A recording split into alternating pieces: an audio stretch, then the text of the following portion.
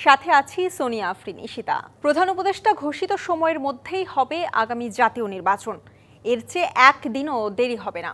সচিবালয়ে Bangladesh secretariat reporters forum BSRF এর সংলাপে এ কথা জানান প্রধান উপদেষ্টার প্রেস সচিব শফিকুল আলম। এক প্রশ্নের জবাবে তিনি জানান, আগামী নির্বাচনে পুলিশ সম্পূর্ণ নিরপেক্ষ আচরণ করবে এবং বাহিনীটিকে সেভাবেই প্রস্তুত করা হচ্ছে। প্রেস সচিব বলেন, আগামী কয়েকদিন রাজনীতির জন্য খুবই গুরুত্বপূর্ণ। এর মধ্যেই নির্ধারিত হবে দেশের রাজনীতি আগামী কোন দিকে যাবে। আরও জানান, প্রতি নির্বাচনে কিছু না কিছু ভায়োলেন্স হয়, সরকারের চেষ্টা থাকবে ভায়োলেন্সকে একেবারে জিরোতে নামিয়ে আনা। ছাত্র উপদেষ্টাদের দুর্নীতির বিষয়ে প্রেস সচিব বলেন, যার বিরুদ্ধে অভিযোগ উঠেছে তিনি এর ব্যাখ্যা দেবেন। ইলেকশন প্রফেসর যেই সময় বলেছেন তার থেকে একটা দিন দেরি হবে না। উনি প্রথমে বলেছিলেন যে এটা এপ্রিলের ফার্স্ট 15 ডের মধ্যে হবে। পরবর্তীতে আমরা লন্ডনে বলেছি যে এটা যদি অনেকগুলো সংস্কার হয় এবং ট্রায়ালের কাজগুলো এগিয়ে যায়, সেক্ষেত্রে এটা ফেব্রুয়ারিতে হবে। তো আমরা সেই জায়গায় এখনও আছি। প্রতিশ্রুতি অনুযায়ী অন্তর্বর্তী সরকার ফেব্রুয়ারিতে নির্বাচন দিলে দ্বিধা ও সংকট কেটে যাবে, কথা বলেছেন মির্জা ফখরুল ইসলাম আলমগীর। পাশাপাশি মৌলিক বিষয়ের সমাধান করে ভোট আয়োজনের দাবি জানিয়েছেন বিএনপি মহাসচিব। গণঅভ্যুত্থানের 1 বছরেও নিহত আহতদের তালিকা করতে না পারা হতাশাজনক বলেও মন্তব্য করেন তিনি। জুলাই অভ্যুত্থানের বর্ষপূর্তি উপলক্ষে জাতীয় প্রেস ক্লাবের আলোচনা সভা আয়োজনের শুরুতে আওয়ামী লীগ সরকারের আমলে নির্যাতিত 5 জন সম্পাদককে দেওয়া হয় সম্মাননা। যেদিন আমরা ব্যক্তিগত স্বার্থের ঊর্ধ্বে উঠে আমরা আদর্শের ভিত্তিতে ইউনাইটেড হতে পারবো, সাংবাদিকদের স্বার্থে, সংবাদপত্রের স্বাধীনতার স্বার্থে, সেদিন সংবাদপত্র স্বাধীন হবে। রাজনীতির দিকে নেই, রাজনীতিতে এখনো ভেজাল আছে। সেই ভেজাল মুক্ত না হলে ক্ষমতায় আসাটা হয়তো কঠিন হবে। আলোচনা সভায় কথা বলেন শহীদ পরিবারের সদস্যরা, দাবি জানান গণহত্যায় জড়িতদের বিচারের। যাদের রক্তের বিনিময়ে তারা দাঁড়ায় রয়েছে তাদেরকেই এখন ভুলে যায়, ভবিষ্যতে তারা আর আমাদের কি মনে রাখবে। জুলাই শহীদদের আত্মত্যাগের কথা মনে রেখে দেশ গঠনে ঐক্যবদ্ধ হওয়ার তাগিদ দেন বিএনপি মহাসচিব। বলেন, গণতন্ত্রে কাদা ছোড়াছুড়ি হলেও তার সীমা থাকা উচিত। পরস্পরকে বুঝে আমরা যদি খুব দ্রুত এগিয়ে যাওয়ার চেষ্টা করি, তাহলে ফলটা লাভ করবে জনগণ, তার একটা প্রতিনিধিত্ব থাকবে, তার একটা সরকার তৈরি হবে, রাস্তা তৈরি হবে, যে রাস্তার মধ্যে দিয়ে আমরা আমাদের কথাগুলো, জনগণের কথাগুলো সেই সরকারের কাছে পৌঁছাতে পারবে। তিনি বলেন, ফেব্রুয়ারির মধ্যেই নির্বাচন হলে অনেক সমস্যা দূর হয়ে যাবে, আর ভোট আয়োজনের জন্য মৌলিক বিষয় সমাধানই যথেষ্ট। মৌলিক বিষয়গুলো আছে, সেই বিষয়গুলো সমাধান করে নির্বাচনটা হবে। আমার মনে হয় যে সেটা হলেই বোধহয় অনেক সমস্যা, অনেক আমাদের দ্বিধা, সেই দ্বিধা কাটিয়ে আমরা একটা জায়গায় পৌঁছতে পারবো। এর আগে বিএনপি মহাসচিব প্রেস ক্লাবে বৃক্ষরোপণ করেন ও জুলাই অভ্যুত্থানে ফটো সাংবাদিকদের তোলা ছবির প্রদর্শনীও উদ্বোধন করেন। Ariful Islam, DBC news, Dhaka. PHP টিনে দস্তার পরিমাণ সঠিক, সহজে জং ধরে না আর টেকে অনেকদিন। পিএইচপি আরাবিয়ান হট সুপার টিনে দস্তার পরিমাণ সঠিক। পিএইচপি আরাবিয়ান হট সুপার, সস্তা নয়, দস্তা দেওয়া টিন। জুলাই ঘোষণাপত্র ও সনদ বাস্তবায়ন এবং সংবিধানে যুক্ত করার দাবিতে রাজধানীর শাহবাগ অবরোধ করে অবস্থান কর্মসূচি পালন করছে গণঅভ্যুত্থানের শহীদ পরিবার ও যোদ্ধারা। সারা দেশের বিভিন্ন জেলা থেকে জড়ো হওয়া আহতদের পরিবার এবং যোদ্ধাদের এই কর্মসূচির কারণে ওই পথে যানবাহন চলাচল বন্ধ হয়ে যায়। জুলাই যোদ্ধাদের রাষ্ট্রীয় স্বীকৃতি না দেয়া পর্যন্ত রাজপথ না ছাড়ার হুঁশিয়ারি দিয়েছেন তারা। জুলাই গণ অভ্যুত্থানের 1 বছর হয়ে গেলেও এখনো আবু সাইদ মুগ্ধ, শেষ হয়নি যুদ্ধ এমন স্লোগানে মুখরিত রাজধানীর শাহবাগ চত্বর। জুলাই সনদ ঘোষণা ও সনদকে সংবিধানে অন্তর্ভুক্ত করার দাবিতে অবস্থান কর্মসূচি পালন করে জুলাই যোদ্ধা ও তাদের পরিবারের সদস্যরা। জুলাই সনদের জন্য যে খরচাটি প্রকাশ করেছে, সেই খরচায় আমাদের জুলাই যোদ্ধা আহতদের জন্য এবং শহীদ পরিবারদের জন্য কোনো কিছু উল্লেখ করা নেই। 1 নম্বরে আছে ঘোষণাপত্র লাগবে আমাদের, 2 নম্বরে হচ্ছে আমাদের জুলাই সনদ, 3 নম্বরে আমাদের এই জুলাই ঘোষণাপত্র এবং সনদ মূল সংবিধানের সাথে সংযুক্ত করতে হবে। বিভিন্ন জেলা থেকে জড়ো হওয়া আহত জুলাই যোদ্ধা ও তাদের পরিবারের সদস্যরা বলছেন, দাবি আদায় না হওয়া পর্যন্ত আন্দোলন চালিয়ে যাবেন তারা। আমরা জুলাই ঘোষণাপত্র এবং জুলাই সনদ নিয়ে ফিরব ইনশাআল্লাহ। যতক্ষণ না পর্যন্ত জুলাই ঘোষণাপত্র এবং জুলাই সনদ জারি হবে ততক্ষণ পর্যন্ত আমাদের শান্তিপূর্ণ অবস্থান অব্যাহত থাকবে। অবস্থান কর্মসূচিকে ঘিরে শাহবাগ জুড়ে আইন শৃঙ্খলা বাহিনীর সদস্যরা নেয় ব্যাপক প্রস্তুতি। আন্দোলন কর্মসূচি কারণে শাহবাগের সবকটি রাস্তায় ব্যারিকেড দেওয়া হয় এবং যান চলাচলও বন্ধ হয়ে যায়। এর ফলে আশপাশে তীব্র যানজটের সৃষ্টি হয়। Bijan Kumar Das, DBC news, Dhaka. শাহবাগের সড়ক অবরোধের কারণে আশেপাশের এলাকায় তীব্র যানজটের সৃষ্টি হয়েছে। এ বিষয়ে আরো বিস্তারিত জানাতে আমাদের সাথে যুক্ত হচ্ছেন সহকর্মী হাসিব পান্থ। হাসিব পান্থ, শাহবাগের সড়ক অবরোধের কারণে যানজটের পরিস্থিতি নিয়ে বিস্তারিত জানাবেন। সরাসরি সংযুক্ত করেছি ঈশিতা শাহবাগ মোড় থেকে, যেখানে আজ আমার সহকর্মীরা কিন্তু দেখানোর চেষ্টা করছিল আজ 11টার পরে অর্থাৎ দুপুরের পরে কিন্তু জুলাই সনদের দাবিতে জুলাই যোদ্ধা যারা আছে অর্থাৎ গেল বছর যারা 24 জুলাই যোদ্ধা ছিল প্রত্যেকে কিন্তু এখানে এসে অবস্থান করেছে জুলাই সনদের দাবিতে। আমি যদি আপনাকে একটু দেখানোর চেষ্টা করি, শাহবাগের মোড় যেটি আছে, মোড় থেকে যে সমস্ত গাড়িগুলো আসলে চলাফেরা করতো সমস্ত গাড়িগুলো কিন্তু বন্ধ অবস্থায় আছে। এছাড়া যদি সড়কের অবস্থার কথা বলি আমি, যে আসলে শাহবাগ মেট্রো স্টেশন পর্যন্ত কিন্তু আসলে গাড়িগুলো ওই পাশে বন্ধ করে রাখা হয়েছে। আবার এদিকে যদি আমি একটু দেখাই, এই জাদুঘরের ঠিক পার্শ্ববর্তী জায়গা সেখানেও কিন্তু গাড়িগুলো বন্ধ করে রাখা হয়েছে। যেগুলো হাসপাতালে যাচ্ছে যে সকল কিংবা কোনো জরুরি রোগী তাদেরকে ছেড়ে দেওয়া হচ্ছে। এছাড়াও তাদের দাবি আদায় না হওয়া পর্যন্ত কিন্তু তারা ছাড়বে না বলেও কিন্তু তারা জানাচ্ছিলেন এমনটি। সব মিলিয়ে যদি বলি যে আজ দিনব্যাপী কিন্তু তারা আরেকটি বিষয়ে বলছিলেন যে তাদের যারা জুলাই যোদ্ধা ছিল, যারা আহত ছিল, তারা অনেকে চিকিৎসা পায়নি বা বিভিন্ন অভিযোগও করছে। সব কিছুর মিলিয়ে কিন্তু আসলে যেমন যানজটও তো সৃষ্টি হয়েছে, ভোগান্তিতে আছে, তেমনি তারাও কিন্তু এখানে অবস্থান করে আছে। তবে আইন শৃঙ্খলা রক্ষাকারী বাহিনীর কথা যদি বলি, এখানে বিজিবি নিয়োগ করা হয়েছে, এছাড়াও পুলিশ সদস্য সকলেই আছে যাতে কোনো রকম কোনো বিশৃঙ্খলা না ঘটে। আমরা একটু সরাসরি কথা বলার চেষ্টা করব যে আপনারা কতক্ষণ নাগাদ আরও থাকবেন? এটা অনির্দিষ্টকালের জন্য, যতক্ষণ পর্যন্ত সরকারের পক্ষ থেকে সুস্পষ্ট কোনো আশ্বাস না আসতেছে। যেই কাজটা করা উচিত ছিল এই সরকার ক্ষমতা আসার পরে বা আর দায়িত্ব নেওয়ার পরে উইদিন 5 ডেজের মধ্যে বা 1 মাসের মধ্যে, সেটা সরকার সময় বিলম্ব করতে করতে সরকার নিজেই বলছে যে বারবার সময় বাড়াইছে। এটা কি তামাশা মানুষগুলোর সাথে? সুনির্দিষ্ট দাবি কি বুঝতেছেন না আপনি? সুনির্দিষ্ট, আপনি তো মিডিয়ায় কাজ করলে বোঝার কথা। সুস্পষ্ট দাবি কি? জুলাই সনদ, এটা কি বেশি কিছু চাওয়ার? আপনারা রাজনীতি করতে পারলে করেন, না করতে না, এই মানুষগুলোকে দায় মুক্তি দেন। এই মানুষগুলোকে আপনি একটা আইন করে বা নিয়ম করে যা হওয়ার কথা করেন। নগরবাসী যারা আছে অনেকে ভোগান্তির কথা বলছে। এটা 17 বছর নগরবাসী এরকম ভোগান্তি বহু রকম পোহাইছে। এখন আমাদের এতগুলো মানুষের হাত হলো, তারা একটা অধিকার যাচ্ছে, এখন আপনার ভোগান্তি হচ্ছে না? ওই 17 বছরের কোনো ভোগান্তি হয় নাই। এখন আর কথা বলতে না প্লিজ, আপনি মূল দাবি বুঝে নেন। কি মূল দাবি কি? বিভিন্ন মিডিয়ায় বিভিন্ন কথা বলছে, আর অনেকের সাথে কথা বলছে, বুঝে নেন। এত কথা বলবো না, স্পষ্ট হলো আমাদের জুলাই সনদ চাই, জুলাই ঘোষণাপত্র চাই। কেন দিতে পারলেন না এতগুলো সময় পর হয়ে যাওয়ার পরেও? ঈশিতা, আমি কিন্তু আসলে কথা বলার চেষ্টা করছিলাম যারা এখানে অবস্থান করেছে,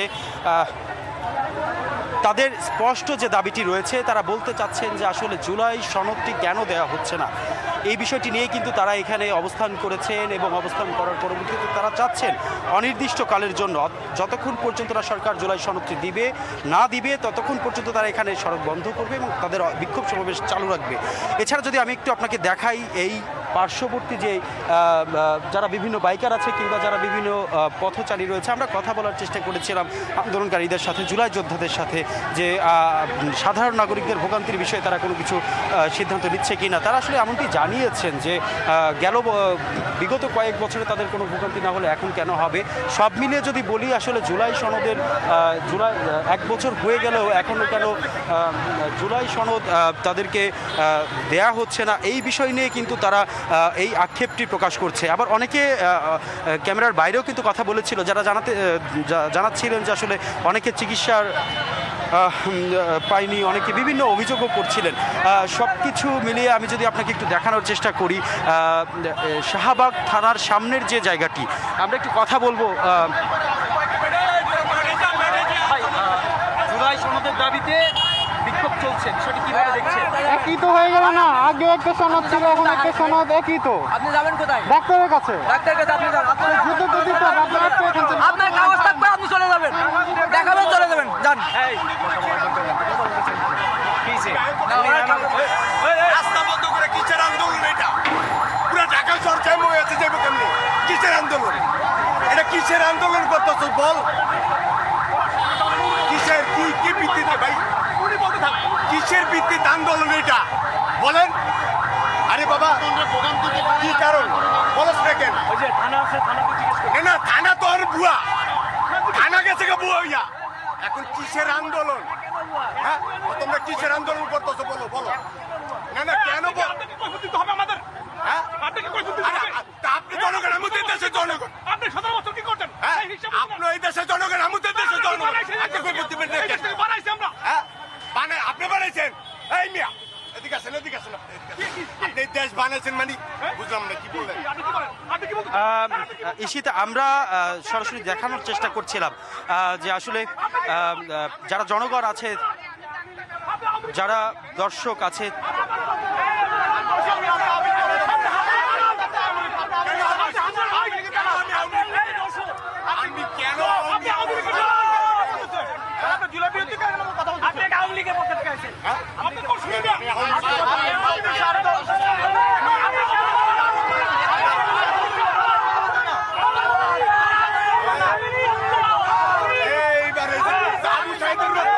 জনগণকে তুই কষ্ট দিবেন না।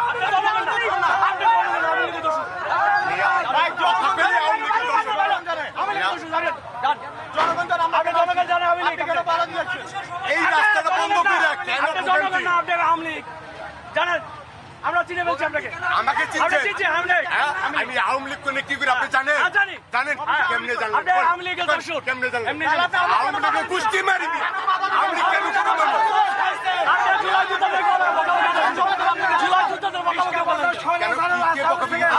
কেন আপনার হানি করবে সেটা প্রশাসনের কাছে যান। আপনি গায়ের জোর দেখান, গায়ের শক্তি দেখান। আমি আপনি যে বললেন আমি আওয়ামী লীগের দোষ, আমার কার দেখবেন আমি কি? আপনি দেখেন, আমি কি? আপনি থানায় যান, বলেন যান। আচ্ছা, আপনি চেহারায় কর।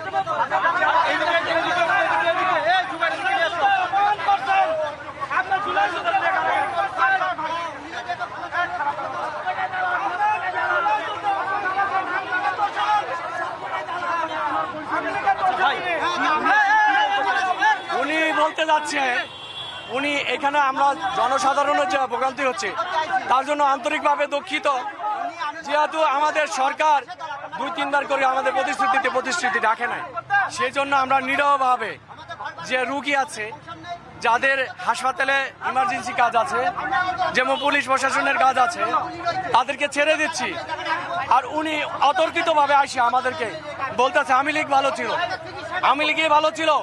তার মানে আমাদের বুঝো হয়ে গেছে, উনি আওয়ামী লীগের পক্ষে। ঠিক আছে, এই জন্য আমরা বলতে চাই, এখানে যারা বিশৃঙ্খলা সৃষ্টি করবে,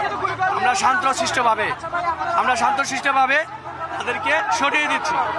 ঠিক আছে, পাশে বসে কিছু না, প্রতিটা মাঝে আমাদের পাশে বসে আমরা এটা তো মিটে যাই না। কিছু আমাদের দূষণ হচ্ছে, আমাদের প্রোগ্রামটা শৃঙ্খলা।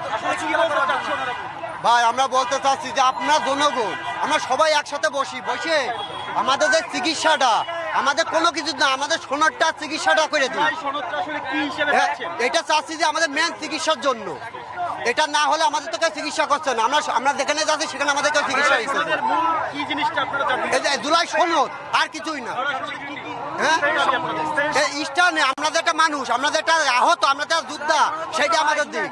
আমাদের একটা সনদ, হ্যাঁ, আপনারা কি কি দাবি আনতে চাচ্ছেন? কোনো দাবি নেই আমাদের, আমাদের দাবি শুধু একটাই, যে সনদ, জুলাই সনদ দিতে হবে, জুলাই ঘোষণাপত্র দিতে হবে, আর আমাদের চিকিৎসা কি থাকতে হবে, এটা সাংবাদিক রাষ্ট্রীয়ভাবে রাষ্ট্রীয়ভাবে সংবিধান অন্তর্ভুক্ত করতে হবে। তারপরে যখন যখন ওরা এসে যখন আমাদেরকে ধরে ধরে ফাঁসি দিবে, জবাই দিবে, তখন কি ওরা থাকবে? আমাদেরকে ওরা বাঁচাবে? হ্যাঁ, আমরা আমাদের ঘোষণা মূলত জুলাই সনদ, জুলাই ঘোষণাপত্র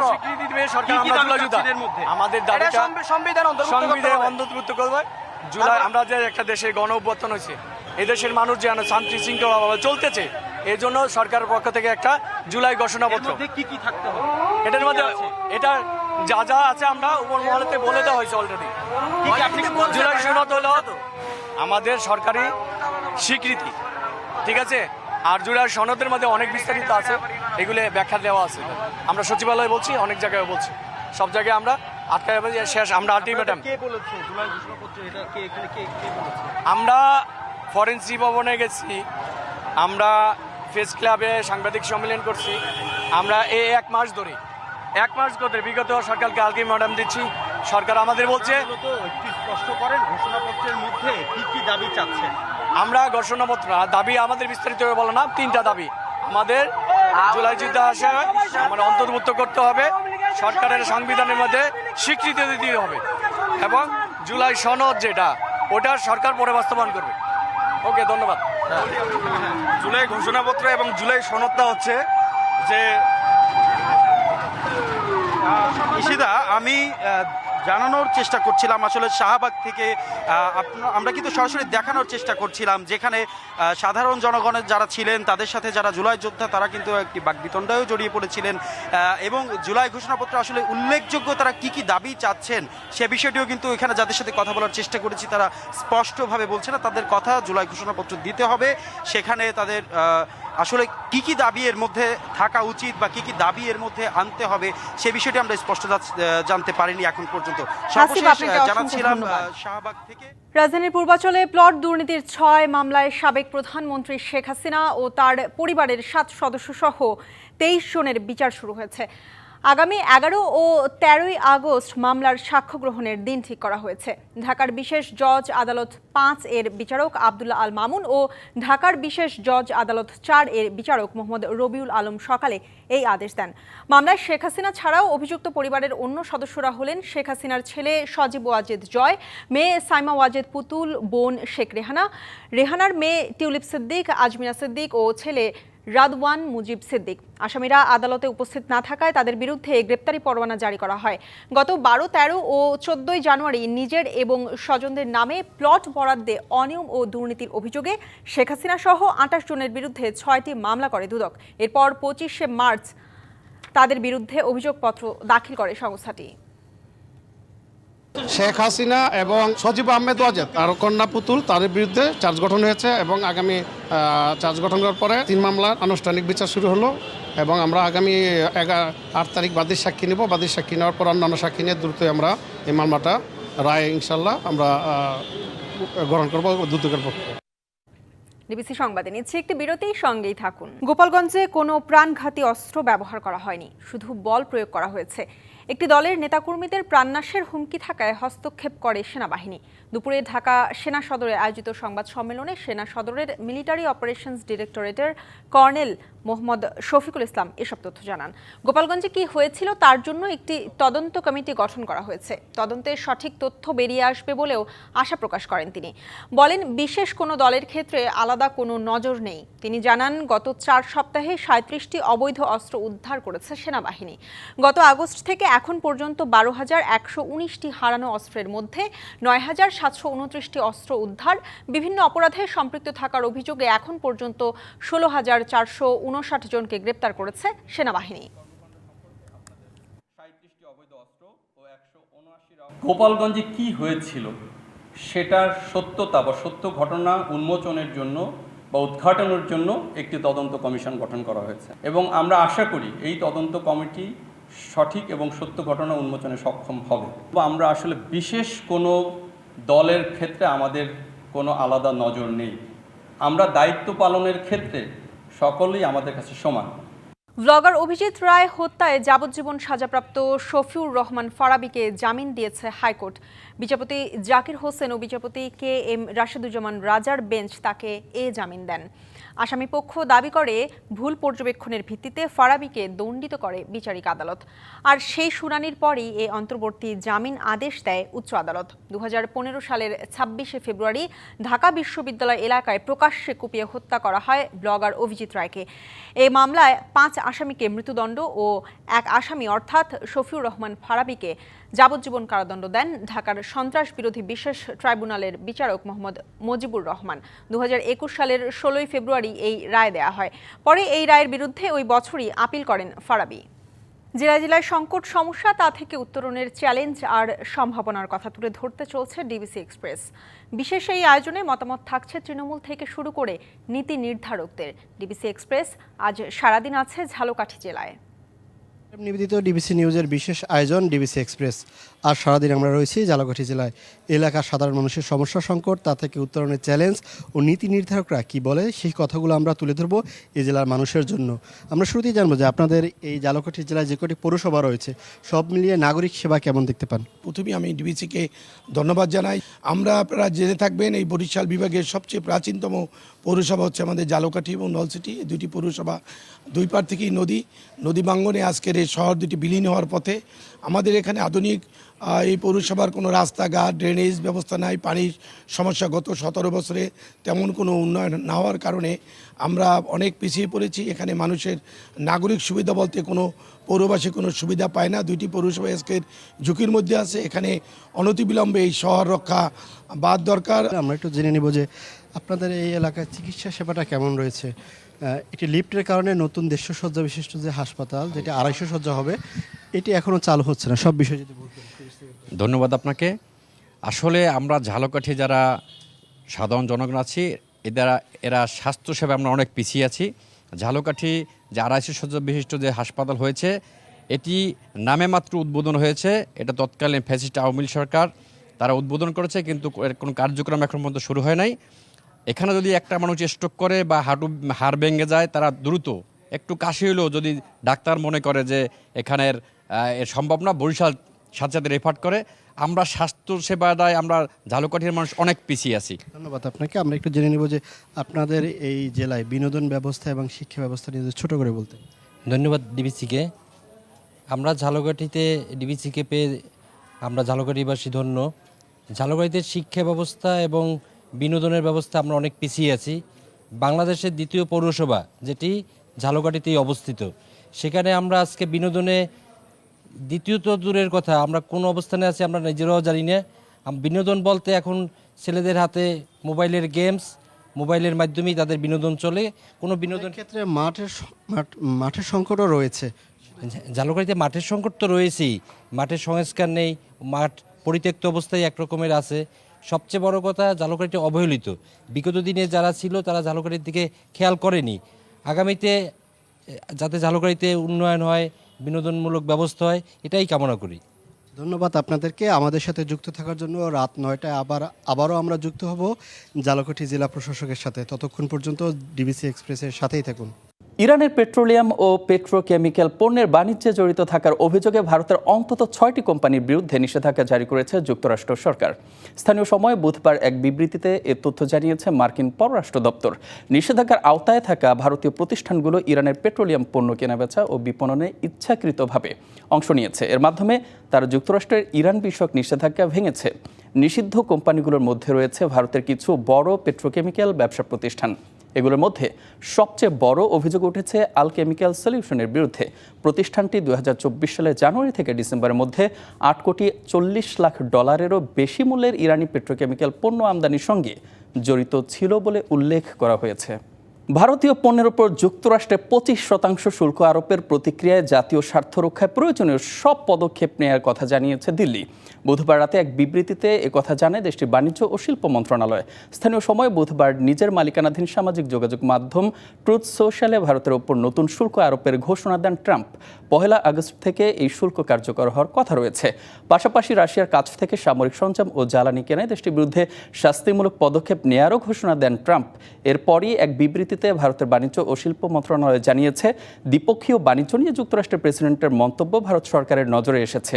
সরকার বিষয়টির প্রভাব খতিয়ে দেখছে। এবার যুক্তরাষ্ট্রের শুল্কের খড়গ নেমে এলো ব্রাজিলের পণ্যের ওপর। দেশটির ওপর অতিরিক্ত 40% শুল্ক আরোপের ঘোষণা দিয়ে নির্বাহী আদেশে সই করেছেন ট্রাম্প। এর মধ্য দিয়ে ব্রাজিলের ওপর যুক্তরাষ্ট্রের আরোপ করা মোট শুল্ক দাঁড়ালো 50%। অভিযোগ উঠেছে ব্রাজিলে 2022 সালে নির্বাচনে পরাজিত হওয়ার পর জেইর বলসোনারো ও তার সহযোগীরা অভ্যুত্থানের ষড়যন্ত্র করেছিলেন। এসব বিষয়ে চলছে তদন্ত। এরপর থেকেই ব্রাজিলের বর্তমান প্রেসিডেন্ট লুইস ইনাসিও লুলা দা সিলভাকে উচ্চ শুল্ক আরোপের হুমকি দিয়ে আসছিলেন মার্কিন প্রেসিডেন্ট ডোনাল্ড ট্রাম্প। তার অভিযোগ, অন্যায় ও উদ্দেশ্য প্রণোদিতভাবে বলসোনারোর বিরুদ্ধে তদন্ত চলছে। তদন্তে নেতৃত্ব দেওয়া বিচারক আলেকজান্দ্রে দা মোরেসের ওপরও নিষেধাজ্ঞা আরোপের সিদ্ধান্ত জানান মার্কিন প্রেসিডেন্ট। এর জেরে স্থানীয় সময় বুধবার ব্রাজিলের ওপর নতুন করে অতিরিক্ত 40% শুল্ক আরোপের ঘোষণা দিয়ে নির্বাহী আদেশে সই করেছেন ট্রাম্প। এর মধ্য দিয়ে দেশটির ওপর যুক্তরাষ্ট্রের আরোপ করা মোট শুল্কের পরিমাণ দাঁড়ালো 50%। তবে এই শুল্ক কবে থেকে কার্যকর হবে তা জানানো হয়নি। বিচারক মোরেসের উপর মার্কিন নিষেধাজ্ঞার নিন্দা জানিয়েছেন ব্রাজিলের প্রেসিডেন্ট লুলা দা সিলভা। এক বিবৃতিতে লুলা অভিযোগ করেন, মার্কিন প্রশাসন বিচার ব্যবস্থায় হস্তক্ষেপ করছে। ট্রাম্পের শুল্ক আরোপের জবাবে পাল্টা পদক্ষেপ নেয়ার হুঁশিয়ারি দিয়েছে Brazil. Mousumi Shanta, DBC news desk. DBC আন্তর্জাতিক সংবাদে এই ছিল এখনকার মতো। ডিবিসি নিউজের সংবাদগুলো পড়তে ভিজিট করুন dbcnews.tv আর ভিজিট করুন ডিবিসি নিউজের ফেসবুক পেজ এবং ইউটিউব চ্যানেল। সঙ্গেই থাকুন।